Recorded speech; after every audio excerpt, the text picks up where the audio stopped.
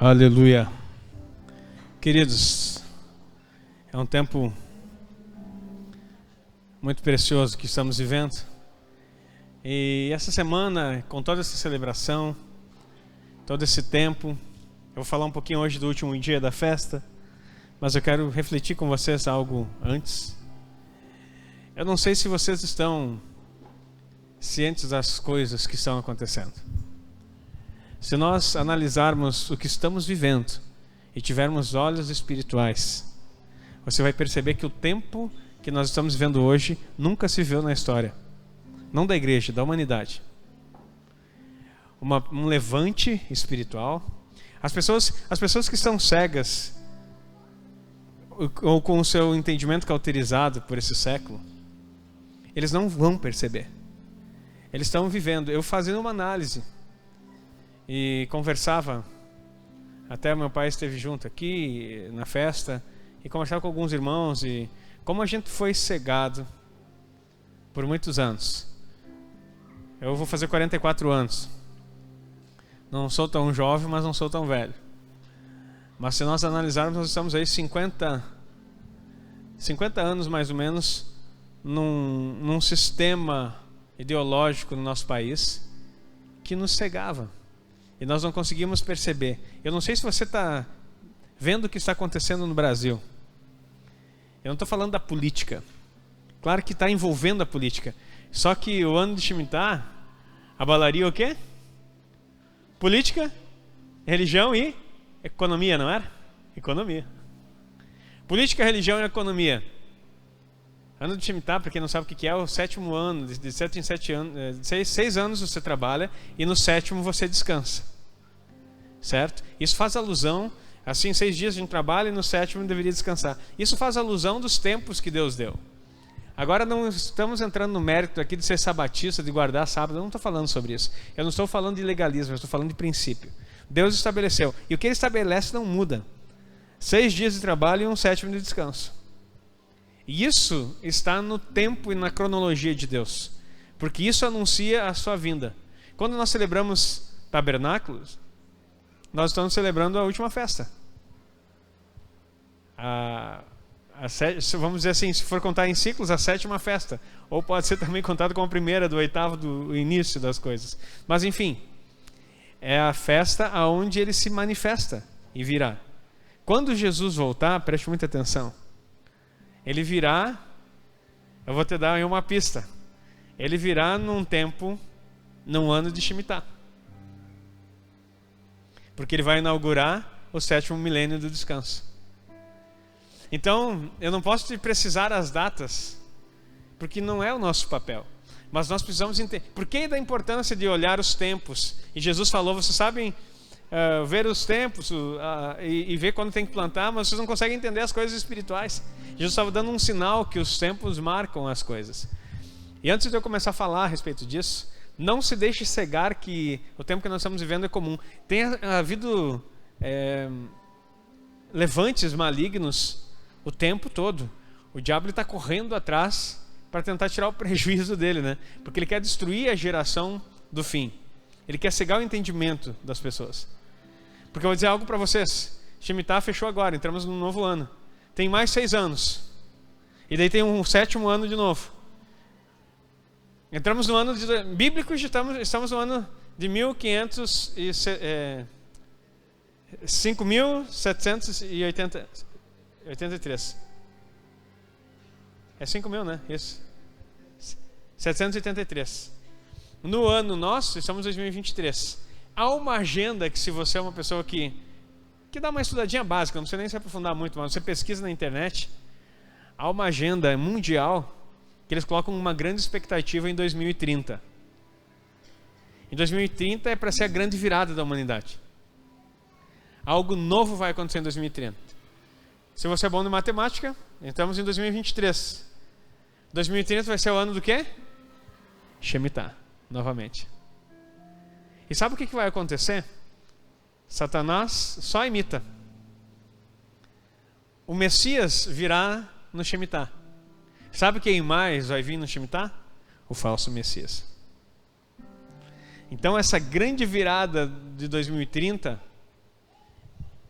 é uma expectativa da manifestação do Salvador do mundo, do Messias da humanidade. E ele vai fazer um acordo, e a Bíblia fala que fará um acordo de 3 anos e meio, e haverá paz por 3 anos e meio. Se tu gosta de precisar, então estamos em 2033 e meio. E depois de 2033 e alguma coisa, sabe o que acontece? Ele rompe a aliança e começa uma grande guerra. E aí, a qualquer momento, o Messias vem. Daí você vai dizer assim: não, pastor, isso aí é antibíblico, falar esse tipo de coisa. Não, é antibíblico eu dizer, vai ser tal dia e tal hora. Mas uma coisa eu sei: ele virá e não tardará. E o que nós estamos vivendo hoje é ímpar na história. Eu estou querendo dizer para você, queridos, não deixe que a sonolência te pegue. Não deixe que as coisas te enganem. Porque se você não está percebendo, pastor, eu não entendo nada, não vejo nada disso que o Senhor está falando. Então eu quero dizer para você, você está cego. E você leia as cartas de Apocalipse. É melhor você comprar colírio para os seus olhos, para que você veja. É o que a Bíblia diz, porque vai chegar. Estamos vivendo a igreja de Laodiceia, a última igreja. E o que o Senhor vai fazer? Ele vai vir. E vai vir para reinar. E vai pegar muita gente desapercebida, distraída. Ele quer sinalizar para a sua igreja. Então é o tempo de nós entrarmos numa oração constante em priorizar o reino de Deus. Nunca foi tão enfático esse texto de Mateus 6,31, buscar em primeiro lugar o reino de Deus e a sua justiça, e as demais coisas serão acrescentadas. Eu quero dizer que nós estamos fazendo tabernáculos num profético de que nós entendemos que a colheita vem do Senhor, diga amém. O transbordar da vida dele e também das coisas que nós necessitamos estão nele. O ano de 2023 está garantido na sua mão com toda a provisão do céu, diga amém. E você vai ver isso de uma forma palpável. Não duvide. A tua boca não pode demandar contra você. Declare profeticamente. As palavras proféticas que são liberadas sobre nós, elas são confirmadas dia após dia. É tempo de defender nossa família, é tempo de orar para os nossos filhos, é tempo de colocar a mão na cabeça, é tempo de fazer ato profético, é tempo de fazer jejum, é tempo de orar mais. Nós estamos ali com orações. Você pode dizer, pastor, mas é na internet. Queridos, a internet veio para te ajudar nisso, no teu dia a dia, na tua correria. Mas pare aquele tempo, 6:30 da manhã, esteja ali orando. 6:30 da tarde, esteja ali orando. 12:30, esteja ali orando. São 15, 20 minutos, meia hora no máximo, que nós paramos, mas nós acessamos coisas tremendas. Não deixe de participar. Ah, só, mas o que vai virar minha vida? Imagina orar de manhã, orar de meio-dia, orar de tarde. Vou virar um fanático. Não, tu vai estar fazendo o mínimo necessário. O mínimo necessário. E nós temos testemunho já de coisas que estão mudando na vida das pessoas por isso. Ah, pastor, mas eu não consigo ver. Queridos, não existe algo automático na vida das pessoas. Se você não desperta agora, não vai. Para com esse pensamento de achar que vai ter um momento mágico na tua vida que vai acontecer, bum! E as coisas, você vai dizer assim, uau, agora eu estou cheio de Deus, entendi a glória de Deus, agora veio a revelação. Não, o que vai acontecer é que vai haver um bum! E aí sumiu o povo e você ficou. Eu estou falando do sonolento, não de você, igreja. Você sonolento ficou. E aí você vai chorar, você vai lamentar e vai dizer, não é que era tudo verdade isso. E queridos, por mais que o mundo tente, quanto mais o diabo se levantar e tentar descredibilizar essa palavra, mais perto você pode saber que estamos. Quanto mais ele disser que vai demorar e que não, mais próximo nós estamos da vinda do Senhor Jesus.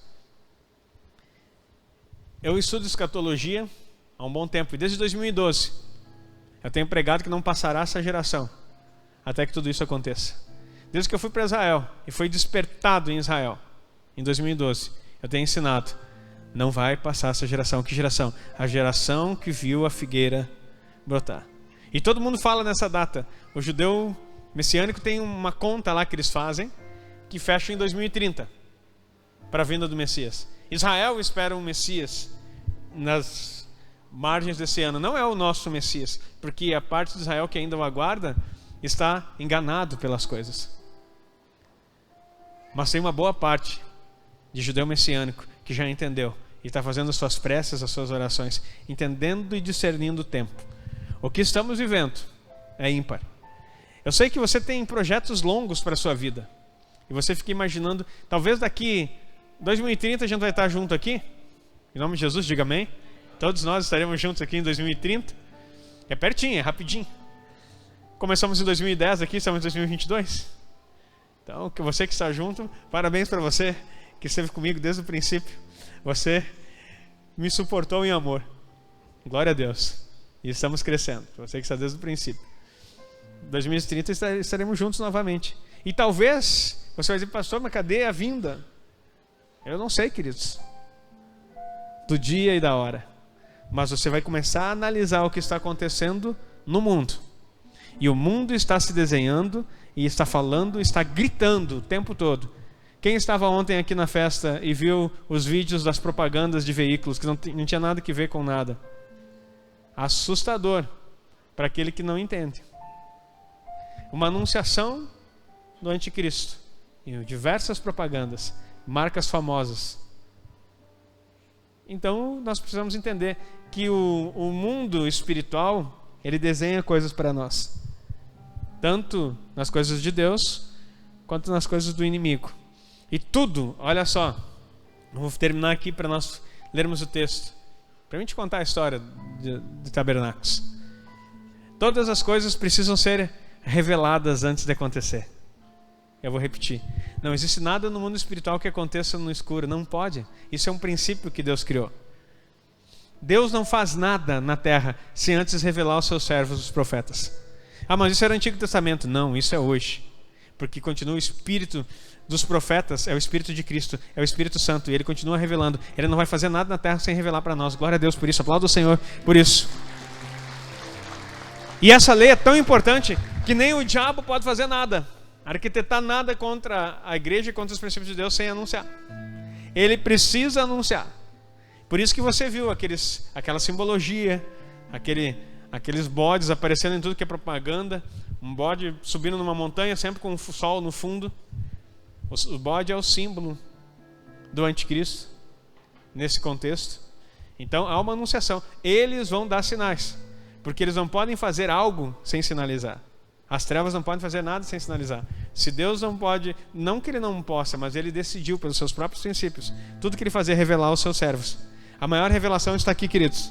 E as outras o Espírito Santo pode falar para você no teu secreto, no coletivo, através de profetas, através de homens e mulheres de Deus, e Ele vai falar, diga amém. E nós precisamos entender, celebrar tabernáculos não é simplesmente um momento do que não tem que fazer, vamos fazer uma festa, né? Não. É algo profético daquilo que nós entramos. Desde Yom Kippur, desde Rosh Hashanah, nós já entramos num tempo novo. Creia nisso, diga amém. Entramos num tempo novo. E Deus vai mostrar. Hoje, nesse dia aqui, é a ativação daquilo que Deus fez em todo esse tempo. É a ativação em todas as coisas. Sabe por quê? Porque essa festa é a festa das primícias e as festas da colheita. Você vai entregar aquilo que é a tua primícia. Eu não estou falando só de oferta, nós vamos ter uma oferta aqui no ato profético hoje diferente. Você vai trazer a tua oferta de uma forma diferente. Não interessa o valor, é a tua oferta. No momento da arrecadação aqui da oferta vai ser um momento de oração por você. Porque isso é bíblico. E vai trazer bênção para você. Como você sempre faz, só que hoje vai ser diferente, vai ser naquele cesto lá. Porque hoje nós vamos colher, você vai trazer o fruto nesse cesto. E não fique com vergonha, vai aparecer o dinheiro que eu vou largar ali. Queridos, ninguém vai ficar olhando para isso aí. Agora Deus vai estar olhando para o teu coração. E nessa vinda para cá, você vai estar orando pela chuva do Senhor. Você entrega a sua oferta e a chuva de Deus vem sobre a tua vida, diga amém. O que acontecia em Tabernáculos? Em Tabernáculos era justamente isso. A festa durava durante 7 dias, toda manhã. Eles iam no tanque de Siloé. Quem já esteve em Israel vai lembrar do tanque de Siloé. Quem não teve vai lembrar da Bíblia. E recolhiam a água num jarro de ouro e faziam uma procissão, cantando salmos, até o templo. Daí chegando no templo, eles pegavam e derramavam com um jarro de ouro. Aqui eu não trouxe um de ouro hoje, eu trouxe esse aqui, tá? Hoje eu não quis trazer o meu jarro de ouro, né? Mas só para você entender, né? Se você quiser emprestar o seu na próxima vez, traga o seu jarro de ouro. Sabe aquele grandão que tu tem? Pode trazer. Mas eles faziam lá um jarro de ouro que era do templo, era o utensílio do templo. Enchiam de água e carregavam nessa procissão. Chegando lá, eles derramavam a água ao redor do altar. Lembra que havia um altar no templo? E essa água era derramada ao redor do altar. Toda manhã era feito isso durante os 7 dias da festa. Essa procissão, esse cântico com muita alegria e esse derramamento de água. E esse derramamento de água acontecia porque eram feitos, se não me engano, eram 70 bois, 98 novilhos. Era muito sacrifício que era feito nesses 7 dias. Que eram coisas que Deus prescreveu. Então tinha muito sangue. E o templo ficava num lugar mais alto. E aí a água que eles iam largando ali naquele jarro de ouro ia lavando o sangue do sacrifício e eles não limpavam. Nessa vez eles não limpavam. A água corria do templo e tinha um escoamento para isso próprio, que eles faziam, um sistema de escoamento. E essa água ia passando por toda a terra de Israel até chegar no Jordão. A água do sacrifício virado ali não era um jarro de ouro, tá, queridos? Tá? Não pensa assim, como é que tanta água aí? Não, era vários jarros de ouro que ele carregava e o pessoal levava água nessa procissão que eles chamavam, nessa caminhada. E aí eles lavavam o altar com aquela água toda manhã. E essa água corria, porque eles queriam que por onde esse rio passar, ia trazer vida. Fazendo alusão a Ezequiel. Aquele rio do trono que passa e vai passando e trazendo vida por onde ele passar. Então eles faziam isso como um ato profético na espera, falando da manifestação do Messias. Porque quando o Messias vier, ele pisará no Monte das Oliveiras, irá se fender, e desse monte brotará um rio. E esse rio vai passar e trazer vida no deserto. E por onde o rio passar, vai ter vida. O mar morto vai voltar a ter peixes. Tudo isso vai acontecer na manifestação de Jesus, quando isso acontecer. Então fazia alusão a isso. Também havia algo muito importante nessa celebração. Isso trazia a lembrança do povo quando Elias enfrentou os profetas de Baal, destruindo todo o principado, potestade e todo o poder maligno que dominava uma nação. Havia 3 anos e meio de escassez de chuva naquele lugar, que o profeta orou e parou de chover. E aí, quando os profetas de Baal ofereceram seu sacrifício e ficaram a manhã toda se chicoteando, se cortando, derramando sangue, pedindo para que viesse fogo do céu para queimar a oferta deles, e nada aconteceu, Elias zombava deles dizendo: quem sabe grite mais alto, talvez o seu Deus esteja dormindo e não está ouvindo você. E assim eles ficaram gritando e se machucando lá no Monte Carmelo, e nada aconteceu. Aí, a escassez que tinha era água. E lembrando que eles não tinham essas garrafinhas que nós carregamos hoje, de 600, 500 ml de água, que você leva onde quiser. Eles tinham que carregar vasilhas. E o Monte Carmelo, quem esteve lá sabe que é um monte bem alto. Então era a água da sua provisão. Era a água que todo o povo tinha para tomar no dia, num tempo de escassez, num tempo de seca. Aí, Elias pede para que eles derramassem água sobre o altar. E daí derramaram água sobre o altar. Ele montou o sacrifício e derramaram água sobre o altar. Agora o sacrifício não era mais de Baal, era o sacrifício de Elias, um cordeiro com sangue sobre o altar. O sangue é o poder de Cristo que nos purifica de todo pecado. A água é o Espírito Santo que faz com que esse rio flua do nosso interior, trazendo vida em todas as coisas. Então, todo o povo trouxe o maior sacrifício da história, a água que eles tinham para beber. E derramaram tanto naquele altar, que 3 anos e meio de seca, diz que fizeram valas ao redor e ficou água empoçada. Então imagina a quantidade de gente e a quantidade de água que eles entregaram. A água do seu dia, a água de beber. E quem já esteve em Israel sabe que você precisa beber pelo menos 3 litros de água, pelo menos 3 litros de água, para não desidratar no dia. Se você não toma pelo menos 3 litros de água, você desidrata. Então uma média assim, são 3 garrafinhas de 600 de manhã, 3 garrafinhas de 600 de tarde, do início da tarde, e mais 3, são umas 9 garrafas de água que você toma lá para ficar legal. Então, esse povo lá, naquela época, derramou toda essa água. E o que aconteceu? Aí Elias orou. E Deus mandou fogo do céu e consumiu todo o sacrifício, oferta de holocausto. Lambeu as pedras e secou toda a água. Porque Deus aceitou o sacrifício que o povo derramou sobre aquele lugar. Quando, no 7º dia da festa de tabernáculos, o pessoal ia no poço de Siloé, e agora eles faziam 7 vezes o derramar de água, e traziam as suas ofertas ao altar, e davam 7 voltas ao redor do altar. Eu lembrei que no primeiro dia da festa, as crianças estavam dançando, eles fizeram um círculo e ficaram dando volta no altar, né? Só faltou a água. Mas já estavam as crianças fazendo o profético ali das voltas ao redor. Queridos, não se preocupa, você não vai ficar rodeando nada aqui hoje, né? Dando volta, porque isso já está concretizado em Cristo. Eu estou te falando a respeito do que já aconteceu e já está realizado. Mas por que nós usamos os símbolos e falamos e celebramos? Porque nós reafirmamos na terra aquilo que é espiritual. Deixa eu te dizer uma coisa, para que servem as festas bíblicas? Para que serve? Você já percebeu que Satanás usa um monte de simbolismo para poder trazer a realidade e a fé das pessoas? Um monte de simbolismo. Porque se as pessoas não verem, eles não vão crer. Jesus falou isso. Se eles não verem, de forma alguma crerão. Eu sei que nós vivemos uma raiz batista e fomos muito ensinados a dizer que nós não precisamos ver para crer. Jesus também disse isso a respeito de Tomé. Só que Tomé estava falando a respeito dele. Ele disse assim, bem-aventurados que não me viram e creram. Agora quando Jesus fala que era preciso ver para crer, ele está falando de sinais. Se não houver sinais, de maneira nenhuma crerão. Por isso que ele diz para vocês, esses sinais seguirão os que creem. Vocês vão fazer coisas para que os que não creem possam ver e crer. Diga amém.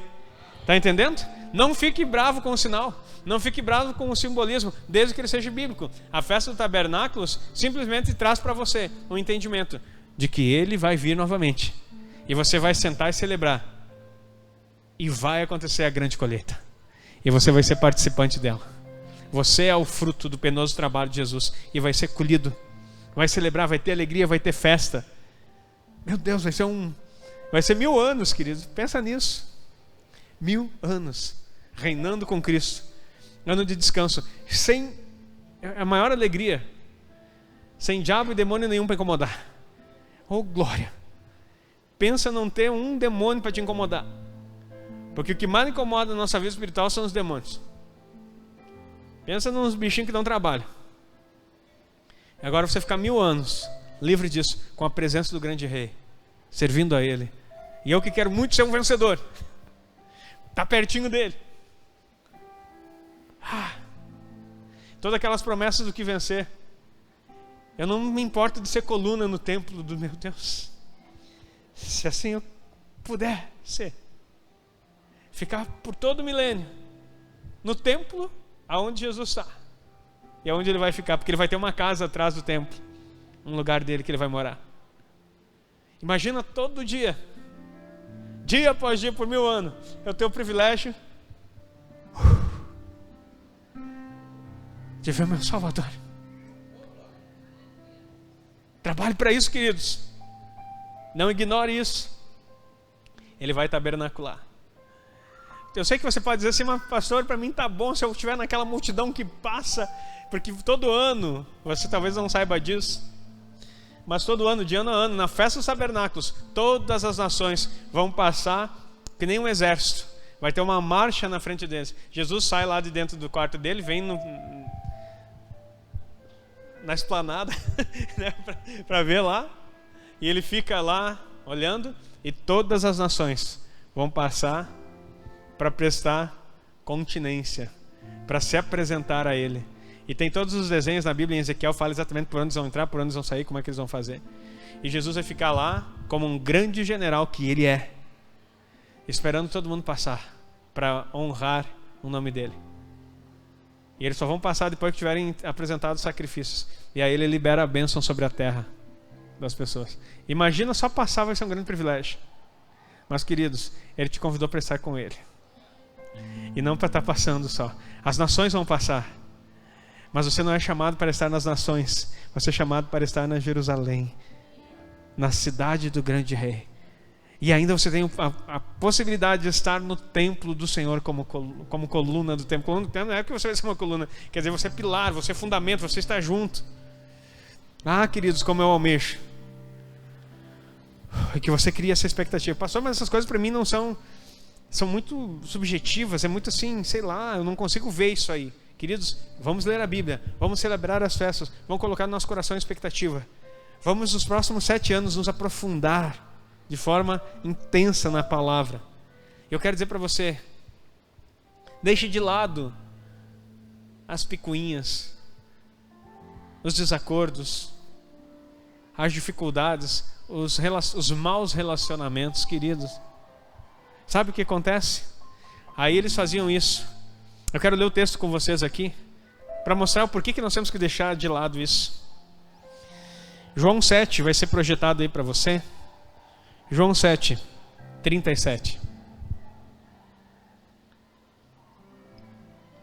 João 7, 37.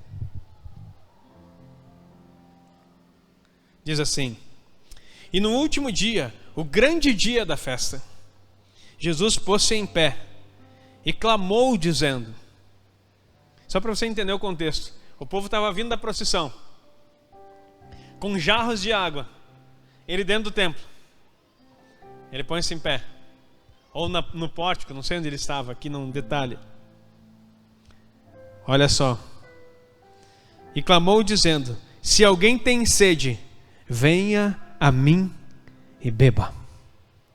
Quem crê em mim, como diz a Escritura, rios de água viva correrão do seu ventre. E isso disse ele, do Espírito que havia de receber os que nele crescem, porque o Espírito Santo ainda não fora dado, porque por ainda Jesus não ter sido glorificado. Queridos, Jesus interrompe a cerimônia, o ritual todo da procissão. Assim, ei, a água que vocês estão buscando sou eu. O rio que vocês querem que jorre está aqui. Quem tem sede, venha a mim e beba. Vocês não precisarão mais ficar esperando 1 ano para que esse rio venha e cure tudo que está ao redor. Esse rio vai fluir do ventre de vocês, do seu interior. Fluirão rios de água viva. O meu Espírito vai estar em você, resolvendo todas as coisas. Queridos, nós não podemos mais perder tempo com coisas. Eu sei que você tem as suas demandas e não estou aqui de nenhuma forma desprezando, eu tenho as minhas também. Você tem o seu trabalho, tem o seu dia a dia. Mas eu quero que você olha para o teu irmão aí que está no teu lado, dá uma olhadinha para ele. Olha esse irmão lindão que está aí no teu lado, essa irmã lindona. Sabe, esse povo lindo que está aí sentado no teu lado. Uns não gostaram muito que eu chamei de lindo, mas tá bom, mais ou menos lindo, então, se tu fica mais feliz, né? Esses bonitinhos, não, são lindão mesmo, esse povo lindo que está aí. Agora sorriram, né? Graças a Deus. Tinha uns que olharam assim quando eu falei lindão, né? Por favor, querido, sorria, mostra aí essas canjiquinhas, esses dentinhos aí. Você é lindo. Esse povo foi o povo que Jesus pagou o preço para que nós estivéssemos juntos. E ó, te acostuma, porque vai ser pela eternidade. Acostuma com a cara dele aí, porque não adianta. Não fica brigando, não fica discutindo, não perca tempo com isso. Vai ser para a eternidade. Nós vamos estar juntos pelos séculos dos séculos. Vamos estar juntos. Vai ser assim. E eu quero dizer para você, persiga aquilo que você quer alcançar, corra atrás daquilo que você quer alcançar, mas desde que isso não esteja acima das coisas que Deus tem para você. Comece a pensar naquilo que o Senhor disse: ei, do meu interior vai sair rios de água viva. Sabe o que Deus dá para nós? Uma oportunidade. Não sei se você sabe que a manifestação de Deus, a manifestação poderosa de Deus, ela se manifesta por 2 situações: fé e ousadia. Fé e ousadia, primeiro você tem que crer, depois tem que ter a ousadia de fazer. Aí você vai ver a manifestação de Deus. Eu creio, então se você crê, você se move. Essa é a primeira forma que Deus quer fazer com que as coisas deles aconteçam. A segunda situação já não é muito confortável.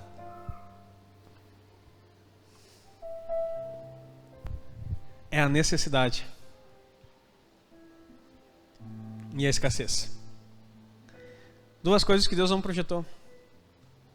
Mas se você não se move em ousadia, pela fé e pela ousadia de fazer, você vai ter que passar por necessidades e escassez. Escassez do quê? De recursos.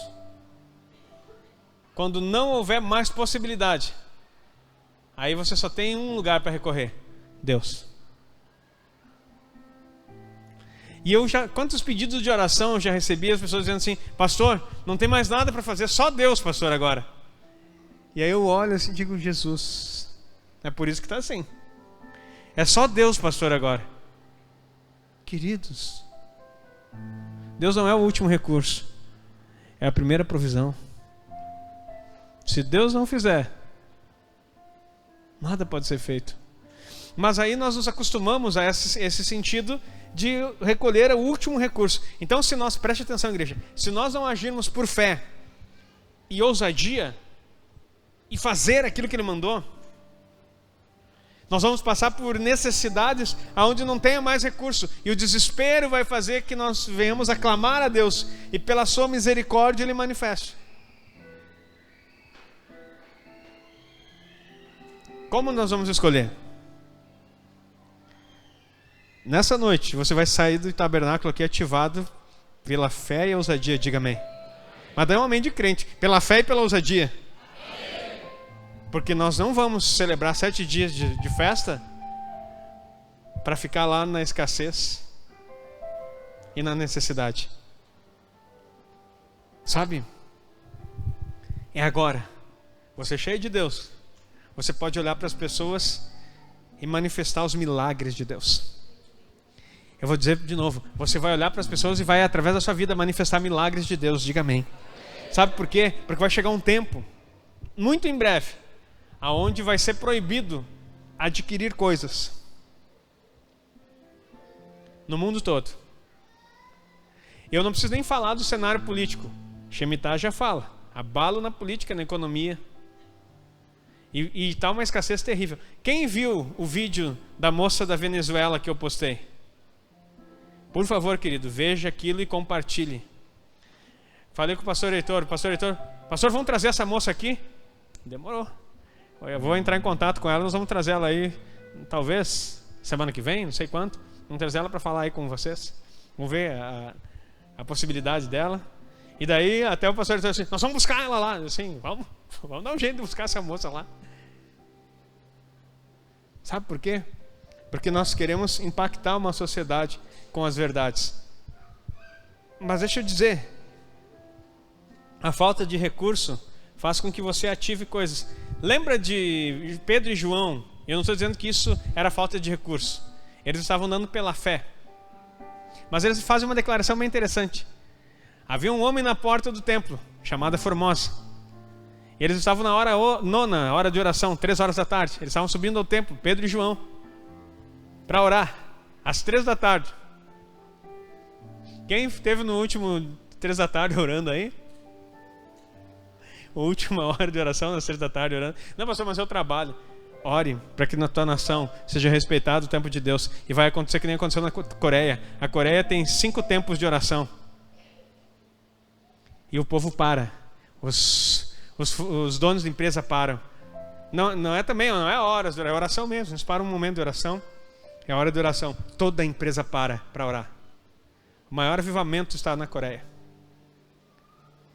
Po Yang-shu, que já faleceu, foi o homem utilizado para isso. E de manhã eles saíam, começa às 5 horas da manhã, a oração no monte. Como disse um pastor que esteve lá: para que serve essas casinhas de cachorro que tem aí? Tinha um monte de casinha de cachorro. Passou vergonha. Não é casinha de cachorro, isso aí é para orar, só pode entrar ajoelhado aí dentro. Mas voltando lá para a hora nona do templo, havia um coxo de nascença que ficava na porta, e ele olhou para Pedro e João na expectativa de ganhar alguma coisa. porque ele pedia sempre dádivas de sedacá, esmolas. E aí, acho que Pedro, um deles olha para eles assim: olhe para nós. E a Bíblia diz: e ele olhou fixamente com expectativa de ganhar algo. E ele diz assim: não tenho ouro nem prata, mas o que eu tenho te dou. Levanta e anda, em nome do Senhor Jesus.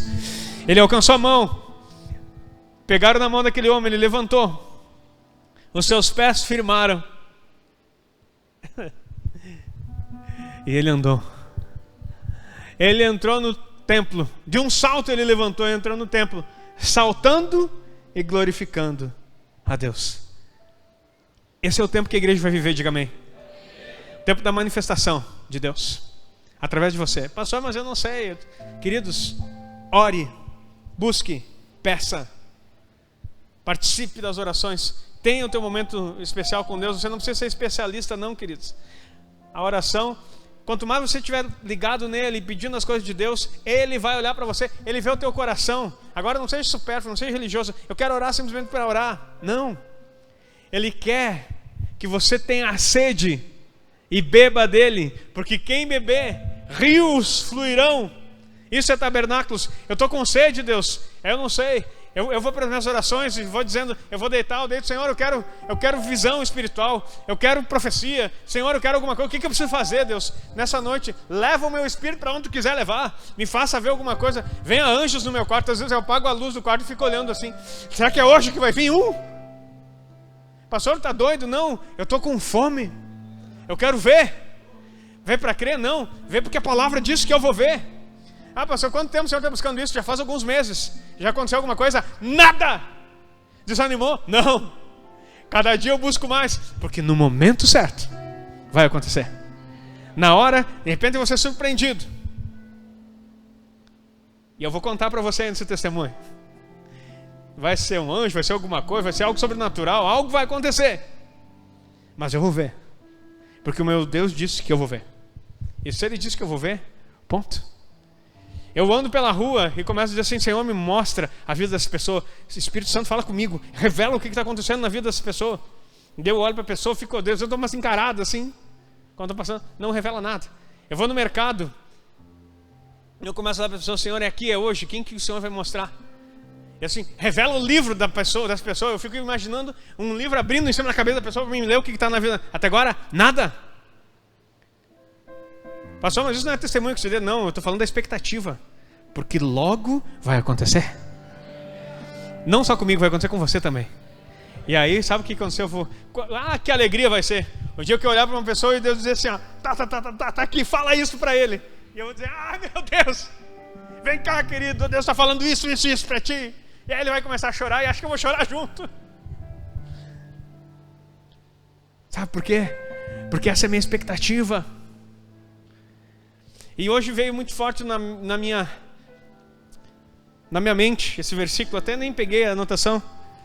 Tem cuidado de ti mesmo e da doutrina, persevera nessas coisas, e assim salvará tanto a ti mesmo quanto os que te rodeiam. Peraí, Deus, eu estou entendendo mesmo. Só que eu tem um protocolo de oração, de pregação aqui no final de Tabernáculos. É esse texto aqui. É claro que eu estou dando liberdade para o Espírito Santo, já estou falando outras coisas. Mas eu tinha que falar que ele é o rio que te preenche e que vai fazer fluir as coisas nessa terra. Não é mais jarros carregados por procissão. O pessoal chegava lá e derramava água na expectativa de que algo acontecesse. Daí Jesus disse: não é externo, é daqui. O rio sou eu, beba de mim. É daqui que vai fluir, é daqui do teu interior que as coisas vão acontecer, porque vai inundar você primeiro. Não é externo, é do seu interior para fora. Então tenha cuidado de você mesmo. Primeiro cuide de você, ore, busque. Queridos, nos foi dado um encargo sobre o cuidado da igreja. Eu sei que a Bíblia fala um versículo a respeito disso, mas o cuidado da igreja, a gente se enganou. Não é eu cuidando de você. O cuidado da igreja é eu intercedendo para que o Espírito Santo se revele e mova no seu interior. É o quanto mais perto dele eu estou. Não estou falando de uma vida monástica. Você sabe que eu me relaciono, nós temos que estar juntos. É gostoso, mas não é eu ficar indo na tua casa, de casa em casa, te ouvindo. Sabe o que acontece quando eu vou de casa em casa? E eu não tenho nenhum problema contra a visitação. Ela é importantíssima. Mas uma pessoa não pode fazer. A visitação não é missão do pastor, é missão da igreja, diga amém. A igreja visita, diga amém mesmo. É você que visita. É você que vai na casa do outro irmão, vai na casa do irmão e está junto. E você tem que visitar, tem que ter... Meu irmão, essa semana vamos tomar um chimarrão, vamos estar juntos. Mas não é tomar chimarrão para fazer fofoca. Não é tomar chimarrão para se queixar da vida, para falar do chefe, para falar mal do trabalho, para dizer como uma coisa está ruim, como uma coisa está... Não, é sentar junto e dizer assim: querido, eu vim aqui hoje para que nós possamos ter comunhão no Espírito. Como está a sua vida de oração? Tem alguma necessidade? Ore um pelos outros. Se coloque à disposição. Chegue orando. Saia orando. Tenha um momento de alegria. Fale da palavra. Fale das coisas do reino. Fale da expectativa que você tem. Fale das festas bíblicas que nós vamos celebrar. Fale daquilo que você tem expectativa. Tem agora o encontro com Deus. O pessoal me vem me perguntar: pastor, quando vai ter encontro com Deus de novo? Fale a respeito disso. Fale daquilo que é a sua vida. Fale daquilo que é a essência. Não das coisas que estão aí fora. Porque aí fora já se fala demais. E se você falar a mesma coisa, nada vai mudar. Nós precisamos falar daquilo que nós somos. Mas na profissão, naquilo que eu faço, na minha vida, no meu dia a dia, não dá para mim falar de Jesus o tempo inteiro. Não, queridos. Não precisa falar de Jesus o tempo inteiro. Viva Jesus o tempo inteiro. É só viver Jesus. Se você vive Jesus, não há necessidade de você falar, porque eles vão olhar para você e vão ver alguma coisa diferente em você. E eu não preciso nem perguntar, mas muitos já tiveram esse testemunho de dizer assim: poxa, eu nem estava falando de Jesus, pastor. E como tem sido bênção. Deus tem me dado a oportunidade, tem aberto portas para mim. É exatamente isso, queridos. A pregação, ela é um propósito específico. E nós temos de fazê-la. Temos de fazê-la. Entretanto, não significa que nós tenhamos que ficar pregando Jesus como um crente chato. Viva Jesus. Sabe, tem esse um motivo tremendo para falar até a próxima festa bíblica. A próxima é Hanukkah. O que significa Hanukkah? A festa do seu milagre. Deus te dá a colheita, e depois da colheita diz assim: tu já colheu? Eu quero um milagre para você. Eu não aguento ver você só colhendo. Eu tenho que fazer milagre na tua vida. E depois ele fala de Purim. Daí tem a festa de Purim. Ele começa a dizer: não vamos fazer Purim aqui, porque eu quero presentear vocês. É o tempo da libertação. É o tempo de livramento. Mudança de sorte. Olha só, ele te dá uma colheita, ele faz um milagre, e depois ele olha para você lá mais ou menos no mês de março aqui: eu preciso mudar a tua sorte. E muda a tua sorte. Depois nós vamos ter o quê? Páscoa. Pães ázimos. E aí começa tudo de novo. E Deus confessa o tempo todo para dizer para você: ei, eu estou constantemente mudando você. Porque a vida cristã é progressiva. E não tem retrocesso. Se você retrocedeu, você não encontrou o caminho de Cristo. Você gostou do pastor, você gostou da comunidade, você gostou do ambiente. Mas aqueles que estão em Cristo não retrocedem, porque eles se alimentam da palavra, porque há um rio no interior deles que fica purificando, lavando e fazendo eles avançar. Queridos, é disso que se trata. Então nós não estamos comemorando festas bíblicas porque não temos nada para fazer. É porque nós queremos que o céu se conecte com a terra, que o céu fale através de nós nessa terra. E daí você vai estar cheio de Deus e vai começar a fazer milagres, maravilhas vão ocorrer. Se você não entrar nesse processo, sabe o que vai acontecer? Pode ser que algo drasticamente mude na nossa nação e o terror nos visite. Alguns países estão sendo limitados na alimentação. Você acha que eles têm acesso a remédio? Deixa eu te dizer, se não tem comida, você pensa que eles têm algum acesso a remédio? Conversava com aquela moça e há um bom tempo eles tinham uma refeição por dia. Um pratinho de arroz. No dia. E às vezes os pais tinham que deixar de comer para dar para os filhos. No dia. Será que as pessoas não ficam enfermas? A última estatística do emagrecimento do povo lá, 14 quilos por pessoa, média. Tu sabe que para fazer uma média de 14 quilos no último mês, tem gente que emagreceu 30, 20. Não por dieta, queridos, não por ser fit, por não ter o que comer. Média de uma nação. Aí o que precisa vir nesse momento aí? Não pode pregar. Não sei se você viu a notícia na Nicarágua. Estava um pastor pregando na Nicarágua, no meio das ruas, porque agora foi proibido pregar o evangelho lá.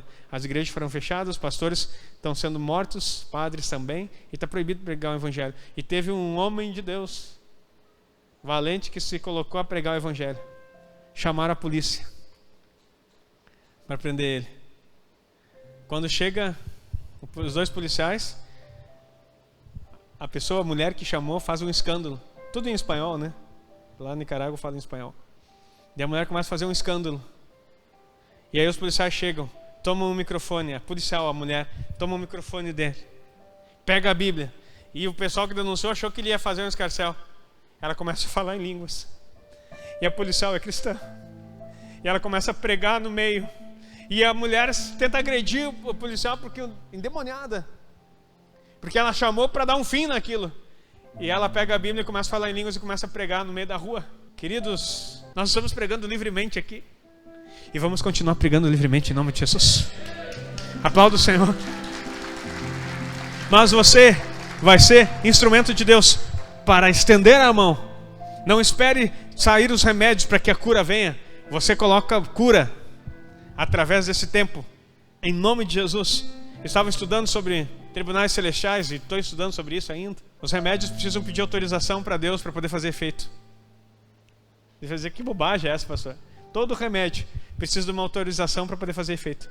Não existe remédio que cure ou faça alguma coisa. Eles têm que subir diante de Deus. E Deus tem que dar uma liberação para que o remédio faça efeito. Daí você pode dizer assim, meu Deus, mas como isso? Porque Deus ama tanto você, que até aquele que não crê, Ele proporciona uma outra forma de ser alcançado pela cura. Porque doença e enfermidade alguma vem dele. Diga amém. E Ele permite que se falta fé em você, os remédios façam efeito. Mas o reino espiritual é tão poderoso e o nosso Deus é tão supremo, Senhor dos senhores, que até os remédios precisam pedir autorização para fazer efeito. E você vai dizer assim, pastor, mas isso é uma bobagem. Não, queridos, nós precisamos ler mais Bíblia e entender algumas coisas profundas. Os remédios malignos também pedem autorizações para anjos caídos e fazem efeito. Fecha parênteses aqui que não é aula, é uma pregação. Onde você quer estar? Em que lugar você deseja se posicionar? A minha chamada hoje é a mesma que Jesus fez. Quem tem fome, venha a mim e beba. A chamada de tabernáculos é para uma grande colheita, sim, em nome de Jesus. Você vai sair daqui com uma grande colheita. Mas eu quero que você também saia daqui com o Espírito Santo ativado no seu interior para fazer grandes coisas. Em nome de Jesus. Hoje é dia de ativação profética na sua vida. Libertação, cura, tudo aquilo que o Senhor prometeu, Ele vai cumprir em nome de Jesus.